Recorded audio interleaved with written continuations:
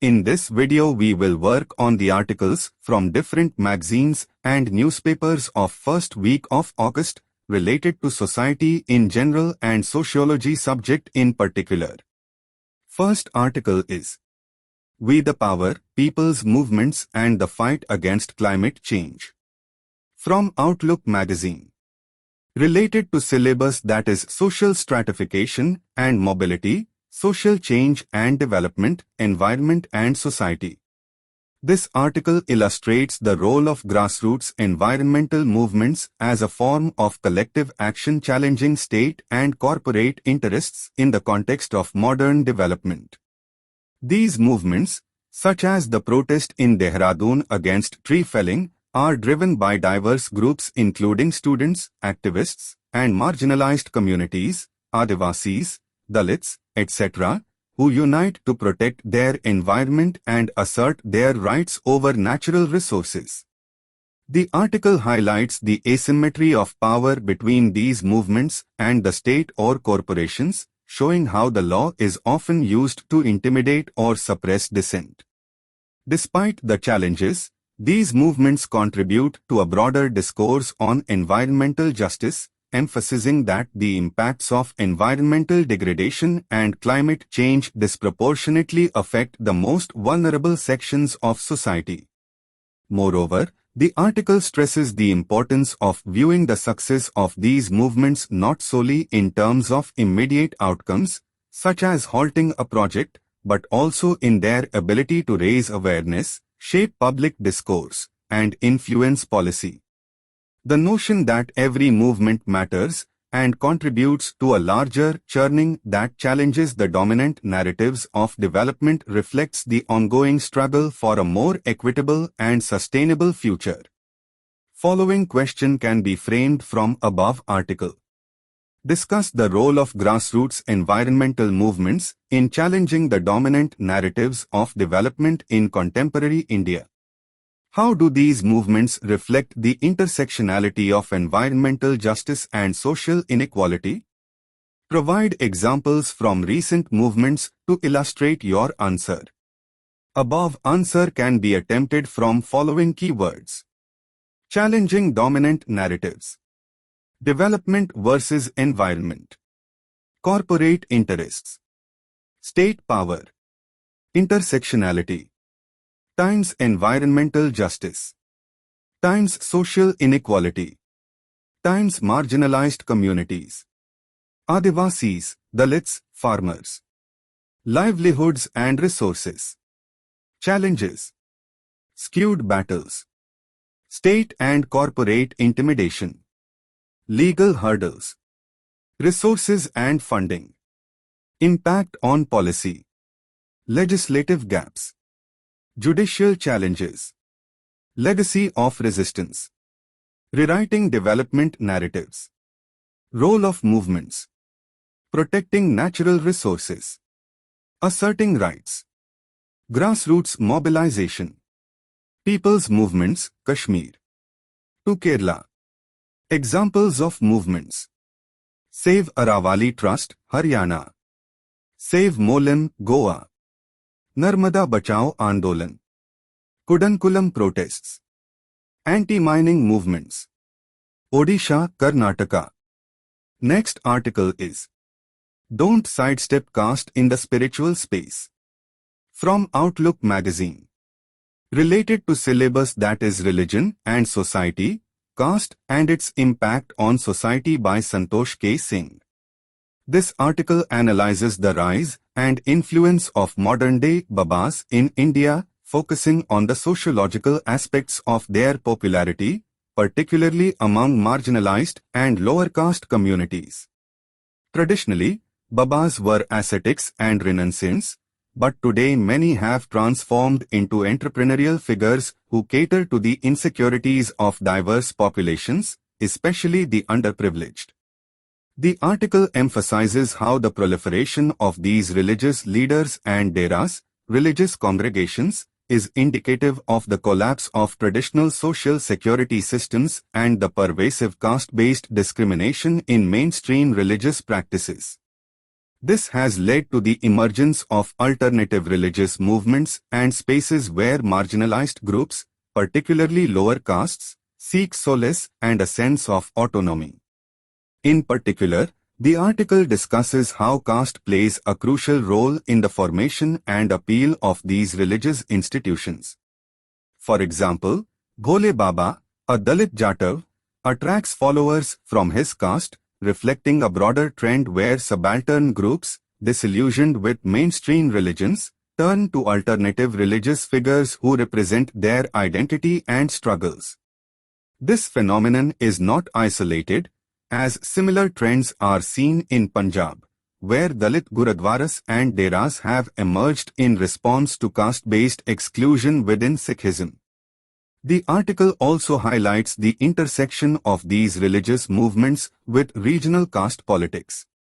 Figures like Gurmeet Ram Rahim Singh of Dera Sacha Sauda, despite criminal convictions, continue to wield significant influence, partly due to the support they receive from lower caste communities. These religious leaders often become crucial players in regional politics, with their influence extending beyond the spiritual realm.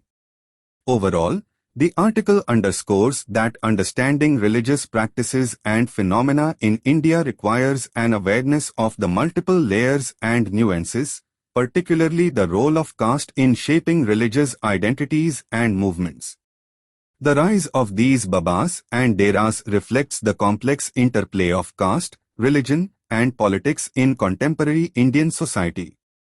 Following question can be framed from above article. How does the rise of contemporary Babas and Deras among marginalized communities in India reflect the intersection of caste, religion, and politics, and what does this phenomenon reveal about the collapse of traditional social security systems and the reconfiguration of religious identities in response to caste-based exclusion? Above answer can be attempted from following keywords. Politics. Political capital. Caste politics. Influence of Babas. Election influence. Reconfiguration of identities. Autonomy and freedom. Caste and religious identity. New identity umbrella. Religion. New religious movements. Alternative religious spaces. Caste in religion. Dera's appeal. Caste. Marginalized communities. Caste-based exclusion. Dalit identity. Parallel traditions. Social security collapse. Decline of traditional networks. Insecurity management. Reliance on Babas. Social fragmentation.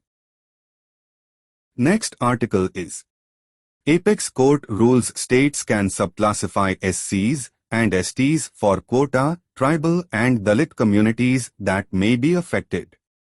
From Indian Express. This article talks about the Supreme Court ruling that scheduled castes, SCs, do not constitute a socially homogeneous class and can be subclassified by states for reservation purposes highlights a significant shift in addressing social inequality. This decision allows states to provide targeted reservations to the less privileged among SCs, recognizing varying degrees of social backwardness. Different aspects. Social stratification and class distinctions. The ruling acknowledges the internal diversity within the SC category, recognizing that not all SC communities share the same level of social and economic disadvantage. This reflects the complex layers of social stratification within Indian society, even among marginalized groups. Reservation policy and affirmative action. By allowing states to subclassify SCs, the ruling aims to ensure that the benefits of reservations reach those who are most in need, addressing disparities within the SC category. This can lead to more equitable distribution of resources and opportunities, potentially reducing intragroup inequalities. Community dynamics and identity. The recognition of different degrees of social backwardness among SCs and tribes highlights the diverse identities and historical contexts of these communities. The article outlines specific SC and tribal communities across various states, emphasizing their distinct social, political, and economic conditions. Political and social implications. The ruling could influence electoral politics, as different SC and tribal communities may align themselves with political entities that promise more tailored affirmative actions. Social movements and advocacy groups within these communities might push for more specific recognition and support, affecting social cohesion and collective action. State-specific insights. Maharashtra. The Mahar community is socio-politically proactive, with a significant presence in the Indian Army and higher literacy rates. The Matang community, being less privileged, might benefit more from targeted reservations. Rajasthan. The Meghwal community is widespread, while communities like Bairwa and Jatav dominate specific regions, indicating varied levels of social and economic progress. Tribes like the Meena and Bhil have significant political and social influence, highlighting their distinct identity and needs. Odisha, Chhattisgarh, Madhya Pradesh. These states have large tribal populations with diverse communities like the Gond, Bhil, and Khand, each facing unique challenges. SC communities such as Pan, Dam, and others show varying degrees of integration and progress. West Bengal, Gujarat, Assam, Tripura, Uttarakhand. Each state has a unique composition of SC and tribal communities, such as the Rajvanshi, Matuya, Vankar, and Bodo, reflecting different historical and socio-economic contexts. The ruling's impact on these communities will depend on how states implement sub-classification and targeted reservations. Conclusion. The Supreme Court's ruling is a critical step in addressing the nuanced and complex social realities of SC and tribal communities in India. It acknowledges the need for a more differentiated approach to affirmative action, aiming to achieve greater social justice and equality within these marginalized groups. The sociological implications are profound, as they touch upon issues of identity, social stratification, and the effectiveness of reservation policies in fostering genuine social mobility. Next article is: What is a privileged Dalit? Creamy layer definition cannot just be economic. From Indian Express. The article discusses the recent Supreme Court judgment allowing subclassification among scheduled castes, SCs, and scheduled tribes, STs, for reservations, raising fundamental questions about the purpose and implementation of such reservations. The author shares personal experiences and broader social observations to highlight ongoing caste-based discrimination despite economic progress among Dalits. Different aspects. Persistence of caste discrimination.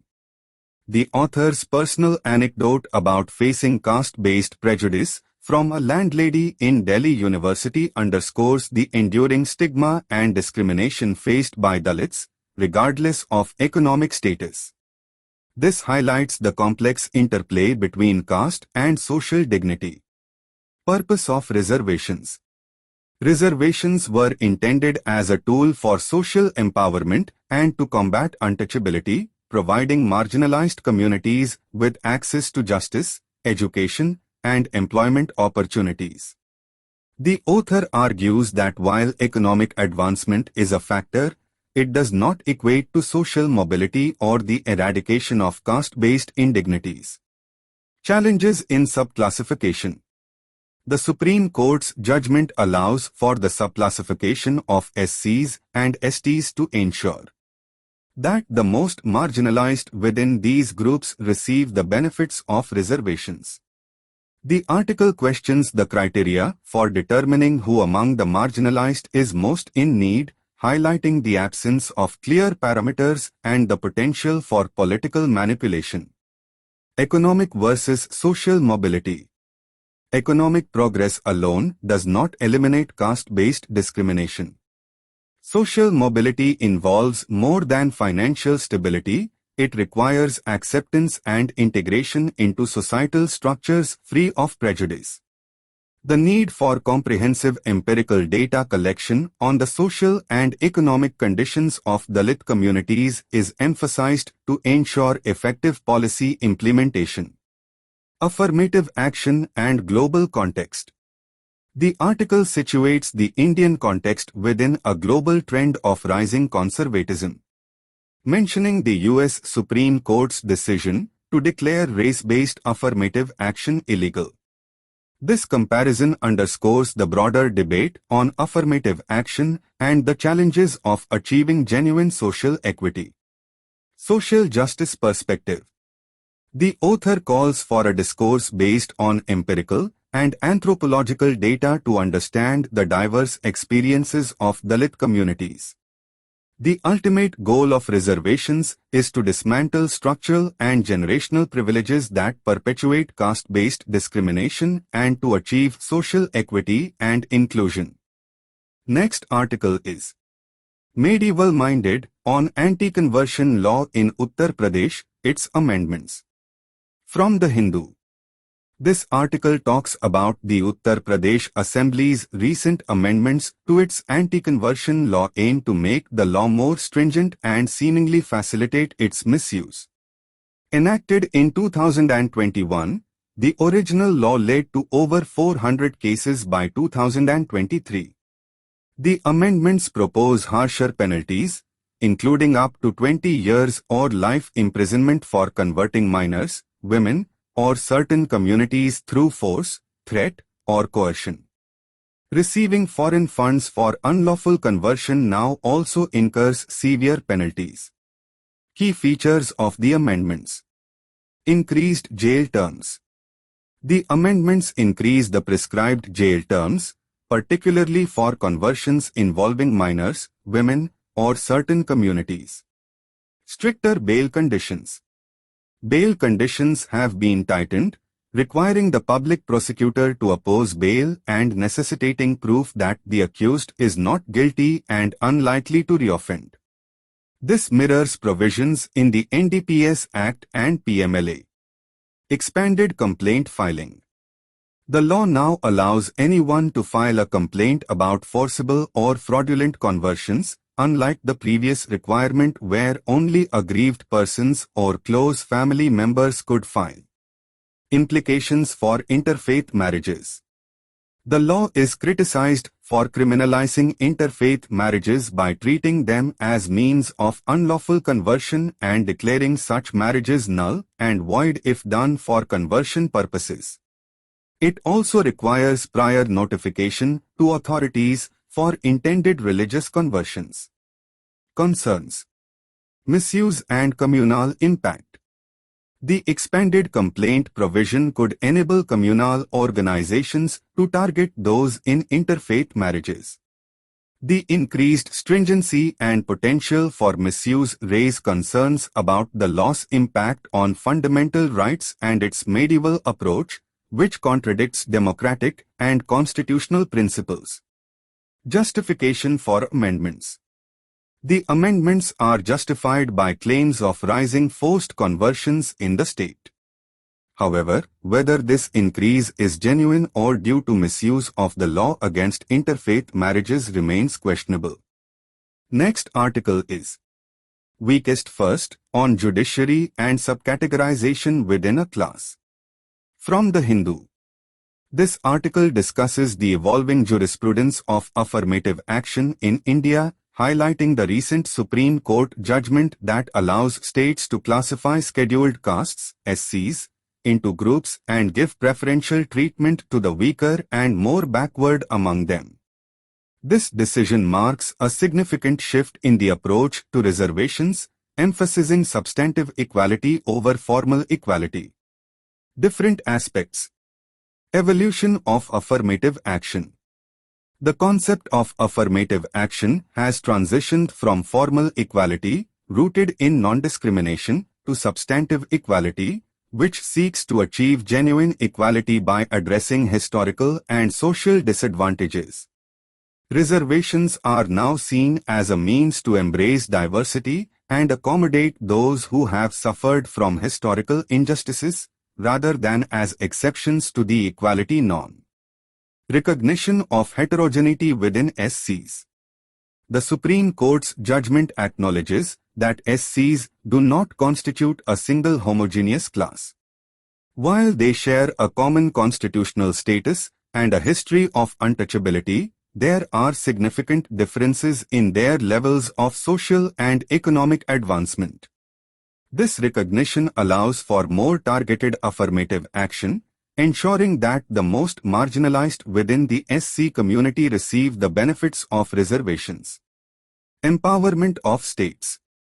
The judgment empowers states to identify weaker sections within the SC community and extend preferential treatment to them, addressing intragroup inequalities. This move is seen as a way to deepen the idea of equality by ensuring that the benefits of affirmative action reach those who need them the most. Exclusion of the creamy layer. The concept of excluding the creamy layer, the more advanced sections, among SCs from reservation benefits is supported by the judgment, aiming to prevent those who are better off from monopolizing the benefits meant for the most disadvantaged. The application of the creamy layer concept, which has been used for other backward classes, OBCs, to SCs is seen as complex and may require different criteria. Historical and empirical evidence. The judgment is backed by historical and empirical evidence showing that the level of advancement among SCs is not uniform, justifying the need for subclassification and targeted affirmative action. Impact on social justice.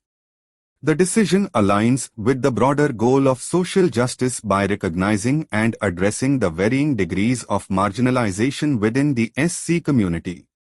It aims to ensure adequate representation and opportunities for the most marginalized sections, thereby fostering a more equitable society. Conclusion.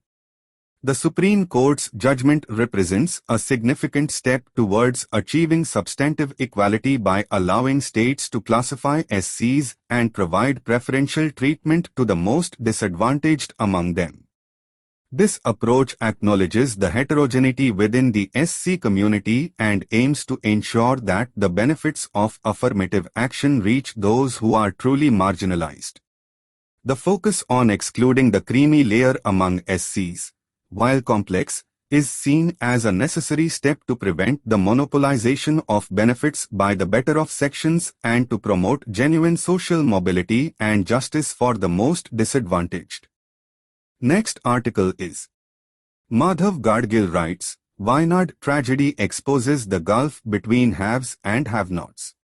Focusing on building up highly subsidized man-made capital at the costs of natural, human and social capital, has worsened economic, social, educational and health disparities. This article talks about catastrophic landslides in Kerala's Wayanad district, highlight several critical issues related to environmental degradation, social inequality, and historical land management practices. The disaster, which buried entire villages and caused significant loss of life, underscores the disparity between affluent landowners and impoverished laborers. This situation is a legacy of colonial-era policies that prioritized economic exploitation over sustainable land management. The British colonialists transformed vast forested areas into tea and coffee plantations, displacing local communities and disrupting traditional practices like shifting cultivation. These changes not only degraded the natural environment but also entrenched social and economic inequalities. The Western Ghats Ecology Expert Panel, WGEP, report underscores that modern India continues to prioritize man-made capital at the expense of natural, social, and human capital. This focus exacerbates social and economic disparities and increases the vulnerability of marginalized communities to natural disasters. The report calls for a shift towards sustainable development through democratic, community-driven decision-making processes. It emphasizes the need for stringent regulations to protect ecologically sensitive areas and to empower local communities. The ongoing neglect of these recommendations by the government has led to a rise in the frequency and severity of environmental disasters, highlighting the urgent need for a change in policy and practice. Next article is Chipko Spirit Needed to Save Himalayan Ecology. This article talks about the Mountain Dialogues event in New Delhi, featuring former Governor N.N. Vohra and former Foreign Secretary Shyam Saran, highlights the urgent need for a national movement to save the Himalayas. Their advocacy underscores the importance of focusing on reforestation and sustainable development to address ecological degradation in the region. Reflecting on the Chipko movement, the narrative emphasizes that effective ecological campaigns must be deeply rooted in local communities and responsive to their needs, rather than being elitist initiatives. The Chipko movement, a grassroots effort involving villagers, especially women, who protected trees from commercial felling, serves as a powerful example of successful, people-centric environmental activism. The discussion also critiques the impact of historical and current development practices on the Himalayan region.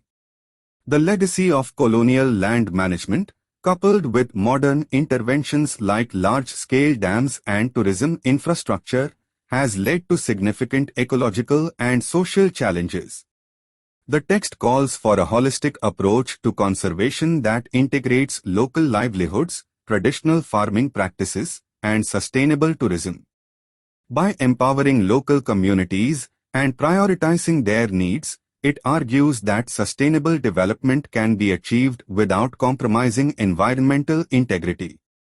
The narrative further stresses the need for unbiased evaluation of development projects, particularly in light of disasters like the 2013 Uttarakhand floods, exacerbated by hydropower projects.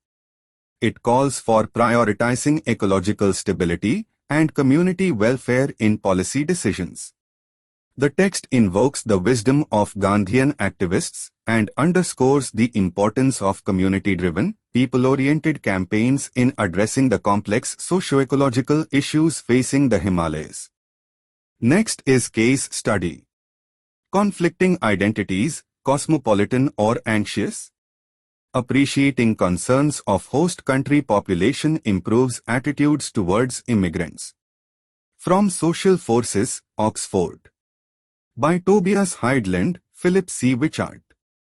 The study presented in this paper investigates how an empathetic statement from a purported refugee, Syrian, affects the openness of responses from German subjects.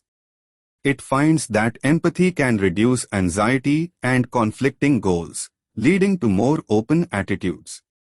The discussion explores how addressing underlying uncertainties can reduce prejudices, suggesting that economic concerns are often used to relieve tension, though cultural concerns may be closer to the root of intergroup anxiety. The study highlights the importance of perspective-taking in reducing defensive behavior and increasing openness. Despite limitations in the sample size and demographics, the findings are consistent with existing literature. The paper advocates for interdisciplinary approaches and emphasizes the importance of taking host population concerns seriously to improve attitudes towards refugees and facilitate their integration. Next is case study. Devaluation for whom?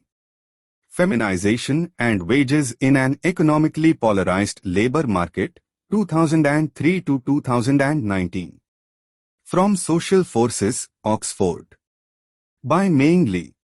This study examines how the increasing proportion of female workers in an occupation affects wages within the context of the economically polarized post 2000 US labor market. The research explores whether the negative impact of feminization on wages has lessened in high-skilled occupations due to reduced prejudice against highly educated women and the growing importance of higher education as a social barrier. Additionally, it investigates whether the demand for people skills in high-skilled occupations, often associated with women, leads to higher wages. The study focuses on 3 people skills: persuasion, managerial, and sociability, each linked to different gender stereotypes. Using data from the American Community Survey and the Occupational Information Network, the findings indicate that in occupations requiring more than 16 years of education, feminization is linked to higher wages. The positive wage effect is most significant in occupations needing persuasion, a gender-neutral skill, whereas no similar effect is found for sociability and managerial skills, associated with women and men respectively. The study highlights the need to consider how labor market polarization influences gender inequality. Next article is SC verdict on sub-classification of caste-based reservation will worsen reality of the Dalit community. Here's why. From Indian Express. The article argues that Supreme Court's verdict allowing subclassification within scheduled castes, SCs, and scheduled tribes, STs, as well as the removal of the creamy layer from reservation benefits, is deeply flawed and potentially harmful. The decision could dilute affirmative action, undermine the solidarity among Dalits, and pave the way to weaken reservations overall. The article argues that the verdict overlooks the harsh realities faced by many Dalits, who are often too marginalized to even benefit from reservations. With high vacancy rates in government positions reserved for SCs, STs, the ruling could exacerbate existing inequalities rather than address them. The comparison between SCs, STs, and other backward classes, OBCs, is also criticized, as the social and economic disparities between these groups are significant, making the extension of the creamy layer concept to Dalits inappropriate. The judgment is seen as neglecting the deep-seated caste-based discrimination that persists in Indian society, regardless of economic status. By promoting subclassification, the ruling could create further divisions within the already marginalized Dalit community, leading to a new hierarchy and weakening the collective struggle against caste-based oppression. The article also contends that the judgment violates constitutional provisions that protect the rights and interests of SCs and STs, particularly Articles 341 and 46, which emphasize the need to safeguard the educational and economic interests of the most vulnerable sections of society. In summary, the article views the Supreme Court's decision as not just legally questionable but also sociologically regressive, potentially deepening social inequalities and undermining the very purpose of reservations intended to uplift historically oppressed communities. Next article is Vinesh Fogart is a winner for her struggles against sexual harassment and on the mat. Indian Express, Woman Empowerment. Article talks about how Vinesh Fogart's story illustrates the complex intersection of gender, power, and resistance within the context of Indian sports.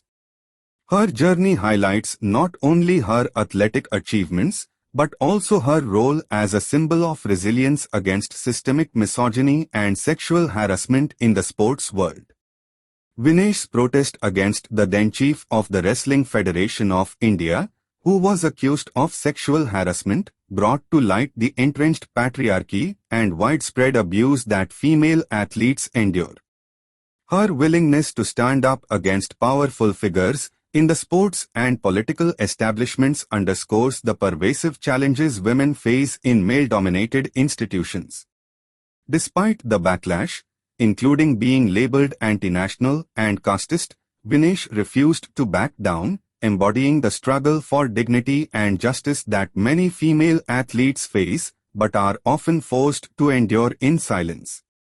The article also critiques the societal tendency to view athletes, particularly female athletes, solely through the lens of national pride, which can lead to jingoism and the erasure of their individual struggles. Vinesh's story challenges this narrative by showing that her fight was not just for medals but also for the recognition and respect of women in sports. Her success on the mat, culminating in reaching the Olympics final, is presented as a personal victory that transcends the institutional failures and societal apathy she faced. Moreover, the story reflects the broader social dynamics in which female athletes are expected to conform to traditional roles and remain silent about their mistreatment. Vinesh's defiance and subsequent triumph serve as an inspiration and a call to action, urging society to recognize and support the rights and voices of women, both within and beyond the sports arena. In summary, Vinesh Fogart's story is not just about athletic excellence, it is a powerful narrative of resistance against gender-based oppression, highlighting the need for societal change in how we perceive and support female athletes and their struggles. Next article is from Outlook. Living on the Margins, How the Urban Poor Fight Climate Change. By Apeksha Priyadarshini. Related to syllabus, social stratification and mobility, social change and development, environment and society. The article highlights the stark inequalities faced by marginalized communities in the context of extreme heat waves in India. Homeless individuals like Ruxana, who live on the streets or in poorly constructed shelters, experience severe hardships due to lack of resources, access to healthcare, and basic amenities. Their daily struggles, such as reliance on alms, lack of identification documents, and inadequate shelter, reveal how systemic social and economic disparities exacerbate the impacts of climate change. Daily wage workers like Mateen Bhai and Sanjay also suffer disproportionately, with limited access to water and sanitation, high exposure to heat, and economic strain. The harsh conditions drive many to migrate temporarily, while those who remain endure deteriorating work environments and health risks. The situation underscores how climate-induced crises disproportionately affect the marginalized, who face compounded vulnerabilities due to intersecting issues of caste, economic status, and inadequate infrastructure. The article suggests that while wealthier individuals may mitigate their discomfort through resources like air conditioning, the marginalized bear the brunt of environmental degradation and inadequate social support systems. Following question can be framed from above article. Illustrate the intersection of climate change, caste, and socio-economic status in exacerbating inequalities among marginalized communities in urban India. Discuss the implications for social policies aimed at addressing homelessness and health disparities in the context of extreme weather conditions. Above answer can be attempted from following keywords: climate change, extreme heat, increased vulnerability; socio-economic status, poverty, lack of resources; impact, health issues, poor living conditions; social policies, need for inclusive shelters, access to healthcare, infrastructure improvement; caste marginalization, discrimination in access. Next article. Gendered Realities of Our Democratic Society. From EPW. Related to syllabus, social stratification and mobility, social change and development, gender and society, caste system. This article highlights the intersection of gender, caste, and democracy in India. The author recounts personal experiences from the 2024 general elections, revealing how deeply ingrained gender and caste norms shape women's political participation, or lack thereof. Women, particularly from upper caste backgrounds, are often excluded from the democratic process, either directly through family pressure or indirectly through societal expectations. This exclusion reflects a broader systemic issue where control over women's autonomy and mobility reinforces both gender hierarchies and the caste system. Despite being part of families that benefit from generational wealth and privilege, these women are subjected to domestic and caste-based violence, and their participation in democracy is limited and controlled. The article argues that true democracy cannot exist until it penetrates the private sphere, dismantling the structures that perpetuate such inequalities. Empowering women to fully and freely participate in democracy is essential for achieving genuine social change. Following question can be framed from above article. Discuss the intersection of caste and gender in shaping women's political participation in India, as highlighted in the context of the 2024 general elections. How do these social structures reinforce each other to maintain societal hierarchies, and what implications does this have for the democratization process in Indian society? Above answer can be attempted from following keywords. Intersectionality, caste and gender interlinked. Political participation, limited for women, especially upper caste. Patriarchy, male dominance in decision-making. Caste hierarchy, control over women's autonomy, mobility. Violence, domestic, caste-based violence enforces norms. Democratic exclusion, women marginalized in the democratic process. Private sphere, control within family and community. Structural inequality, reinforces social order, maintains caste purity. Chakravarti's theory, purity of women is equal to purity of caste. Implications, need for true democracy to dismantle caste, gender-based oppression. Next article is An Unequal Heat in Photos. From Outlook magazine. Related to syllabus, Indian society, structure and change, caste and other forms of social stratification, rural and agrarian social structure, environment and society, social movements in India. By Bhumika Saraswati. This article highlights the intersection of caste, gender, and economic inequality in the context of climate change, specifically heat waves in India. The article illustrates how marginalized communities, particularly Dalit women, bear the disproportionate burden of extreme heat due to their socioeconomic status and caste-based discrimination. It underscores how environmental issues exacerbate existing social hierarchies, with caste playing a critical role in determining access to resources and survival. The article also critiques the mainstream environmental discourse for often ignoring the intertwined realities of caste and gender, which are crucial in understanding the full impact of climate crisis on vulnerable populations. This narrative reflects broader themes of social justice, inequality, and the reconfiguration of identities under environmental stress.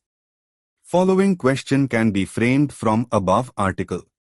Analyze how the intersection of caste, gender, and economic disparity influences the impact of climate change on marginalized communities in India, as illustrated by the experiences of Dalit women during heat waves. Discuss the implications for environmental justice and the limitations of current environmental discourses in addressing these inequalities. Above answer can be attempted from following keywords. Caste. Discrimination. Access to resources. Exclusion. Economic disparity. Low wages. Informal labor. Inadequate housing. Environmental justice. Inequitable burden.